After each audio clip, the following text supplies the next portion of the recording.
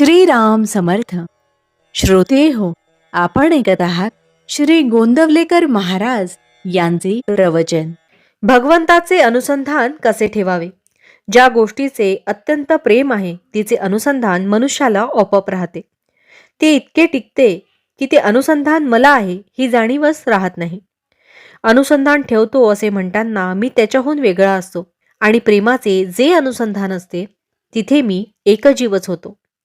आपण कितीही गडबडीत असलो तरी वाटेने जात असताना आपल्या नावाने कोणी हाक मारली की आपण वळून पाहतो.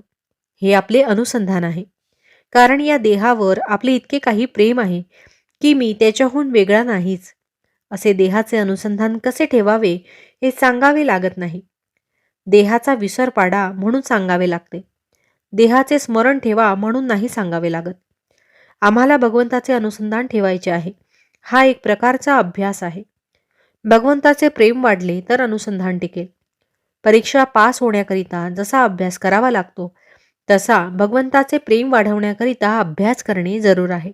यासाठी जे जे काही मी करीन ते मी भगवंताच्या साक्षीत्वाने करतो आहे ही जाणीव ठेवून करायला पाहिजे.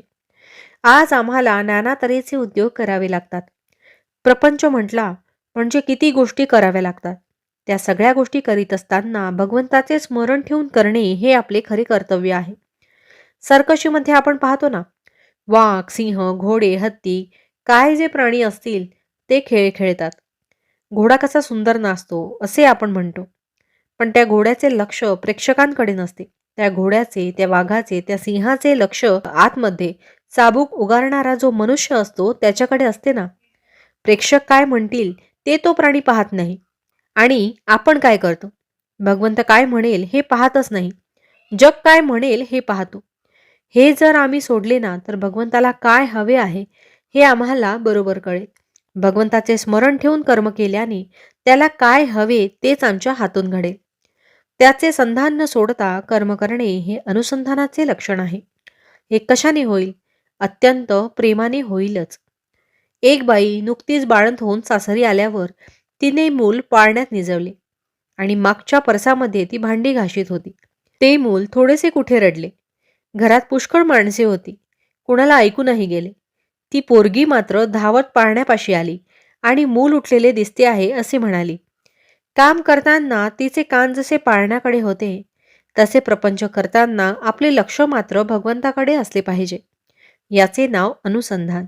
भावार्थ: अखंडमुखी रामनाम आत असावे अनुसंधान. देहाने करावे प्रपंचाचे काम.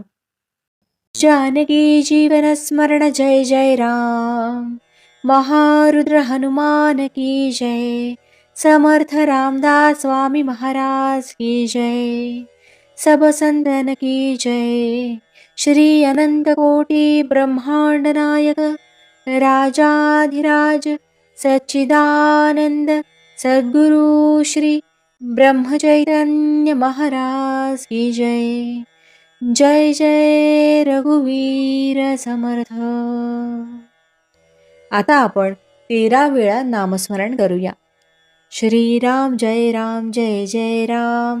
श्रीराम जय राम जय जय राम. श्रीराम जय राम जय जय राम. श्रीराम जय राम जय जय राम. श्रीराम जय राम जय जय राम. श्रीराम जय राम जय जय राम. श्रीराम जय राम जय जय राम. श्रीराम जय राम जय जय राम. श्रीराम जय राम जय जय राम. श्रीराम जय राम जय जय राम.